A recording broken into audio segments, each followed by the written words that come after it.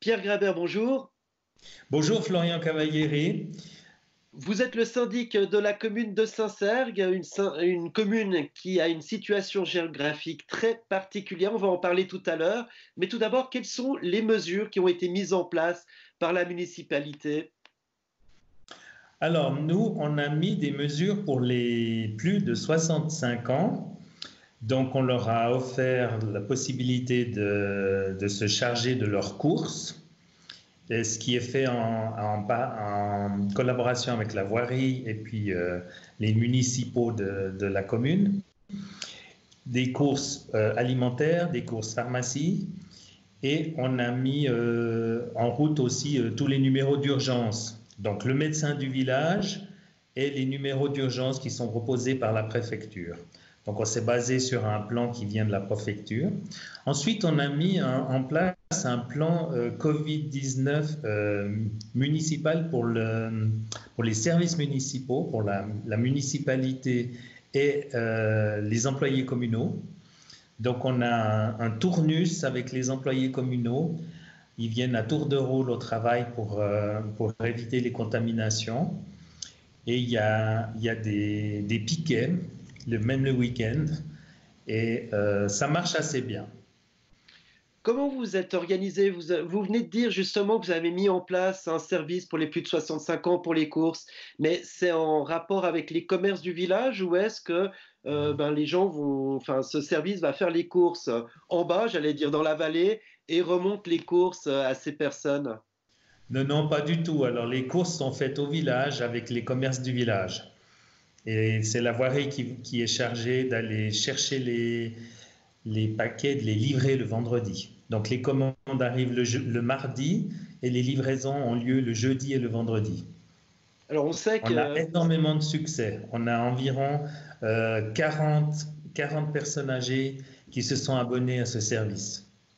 Alors on sait qu'à Saint-Cergue, hein, c'est une commune très particulière, les gens sont très heureux d'habiter à Saint-Cergue, mais est-ce que vous avez remarqué un élan de solidarité particulier par rapport à cette épidémie? Alors oui, déjà en temps normal, les gens sont très solidaires. On est quand même un peu loin de tout, donc les gens ont l'habitude de s'entraider. Mais là, en l'occurrence, c'est la commune qui a pris le relais et qu'on offre ce service. Et je crois qu'il est très très apprécié. On a eu beaucoup de remerciements de la part des personnes, des aînés, pour ce service qu'on a mis en place. Alors, je l'ai dit en vous présentant, un Saint-Cergue, c'est une situation très particulière. Vous êtes une commune frontalière, vous êtes une commune aussi où on va faire du sport, où on va se balader. Comment ça se passe par rapport justement à l'épidémie, le fait d'avoir d'une part ces flux frontaliers et d'autre part tous ces gens qui viennent peut-être chercher un peu d'air pur à Saint-Cergue? Alors, je dois dire que Saint-Cergue n'est plus ce qu'elle était. Saint-Cergue est un village mort en ce moment, c'est terrible.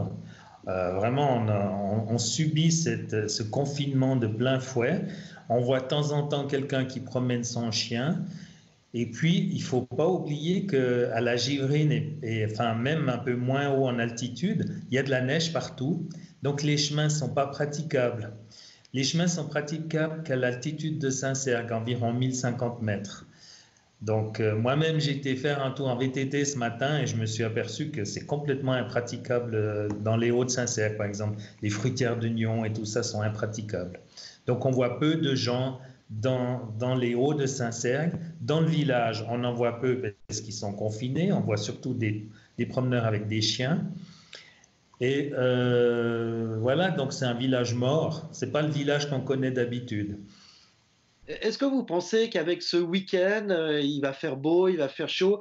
Est-ce que les gens risquent quand même pas de venir justement en se disant à Saint-Cergue, il y a de l'espace et puis finalement aller se balader sur les chemins, même s'il y a de la neige?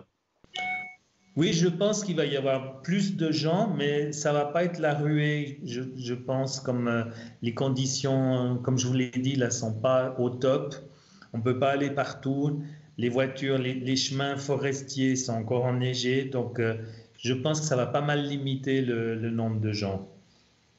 Est-ce que c'est à vous de faire respecter cette consigne de ne pas se réunir à plus que 5 habitants ou 5 personnes? Comment vous faites par rapport à ça?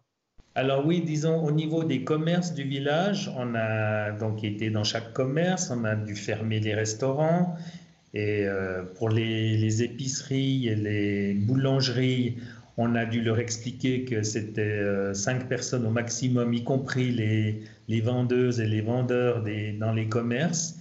Et je crois que tout est assez bien respecté. On voit à l'extérieur sur le trottoir les queues qui se forment. Ces queues ne sont pas des queues compactes, c'est des queues de gens espacés d'1,50 m comme c'est recommandé. Donc je crois que tout le monde joue le jeu. On sait aussi que Saint-Cergue, ben, c'est une montée que les motards adorent pour venir jusqu'à Saint-Cergue. Est-ce que là, vous avez remarqué plus de circulation ou est-ce que les motards finalement jouent le jeu du confinement? Alors les motards, eux, ils sont au rendez-vous. On le voit dans la montée de Saint-Cergue, il y a des traces de freinage assez importantes. Donc les motards s'amusent. Mais les motards, ils venaient à Saint-Cergue pour boire un verre et puis retourner. Donc maintenant, au niveau de boire un verre, c'est exclu. Mais je pense que ce week-end, on va avoir principalement des motards. Merci de nous avoir accordé ces quelques minutes. En guise de conclusion, quel est le message que les autorités de Saint-Cergue souhaitent vraiment faire passer à leurs concitoyens? Alors le message, il est simple. Restez confinés. Restez encore confinés 1 à 2 semaines. Le mieux on respectera les consignes, le plus vite on retrouvera la liberté. Et ça, c'est très, très important. Pierre Grabert, syndic de Saint-Cergue, merci de nous avoir accordé ces quelques minutes. Je vous en prie.